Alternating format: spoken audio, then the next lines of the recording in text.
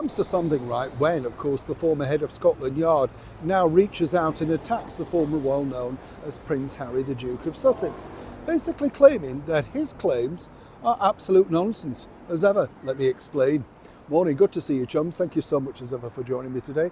This was a big headline, a couple of days ago now. Prince Harry, I was trapped into staying inside the British monarchy, which again is a strange thing, isn't it? You say, oh, we haven't had a wave. Sorry, nice to see you. The thing is, it was a strange headline and shocked me because the narrative that we'd always been told originally, if you remember, was that they wanted to step back, half in, half out, and then they were quite happy to step away from the limelight for good. This was the deal, and then it was pointed out, as we all know, by the late monarch, Queen Elizabeth II, that that wasn't possible, and they had to get used to a life of something else. And the other bit that, of course, people are now forgetting and not keeping up with is this piece of the story, is that they were given a year to change their mind. If they didn't like what they were doing, they could easily step back into a role that was going to be kept open for them. I mean, that's like a gap year, isn't it? Particularly with somebody like Prince Harry, who, had never known another job. But apparently that wasn't good enough, as we know, and the battles that ensued were, well, pretty dreadful to say the least. And then this happened. Prince Harry then decided, upon returning back here to the United Kingdom, that actually things were not going to plan. And as he pointed out, the difficulties that he had inside the British monarchy. And worse than that, the bigger picture really was the fact that he said they were trying to take away his protection in order to trap him by staying in there. But it's really clear in the documentation that that wasn't the case.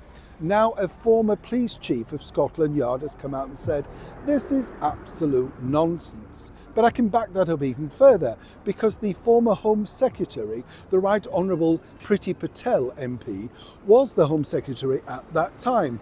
Now, I've worked and interviewed Priti on a number of occasions, and she's very forthright, very direct, and, shall I say, quite fearsome. She should still be in the position, if you want my true opinion. She was doing a good job. But here's the thing.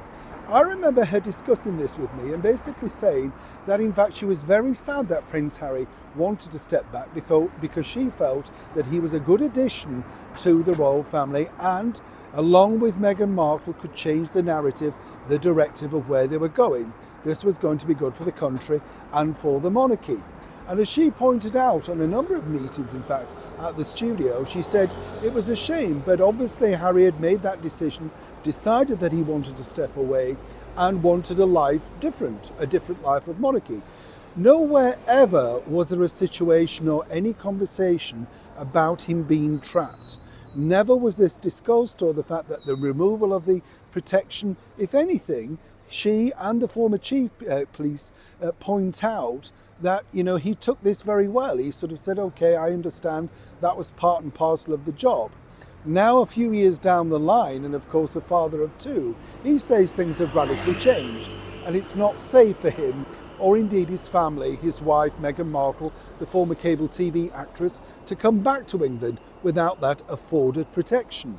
Now, as I said, this is going to get very difficult because if the government do sort of acquiesce and decide that they're going to give in to this, this will play out very badly for the monarchy, for His Majesty the King, the Queen, and of course the Prince and Princess of Wales, which could be in fact ideal because if you think about it, Harry and Meghan really didn't want any part of the monarchy. So suddenly, if the British public, the people that pay the tax in order for an element of the monarchy at least, turn against them, well, it's a win-win.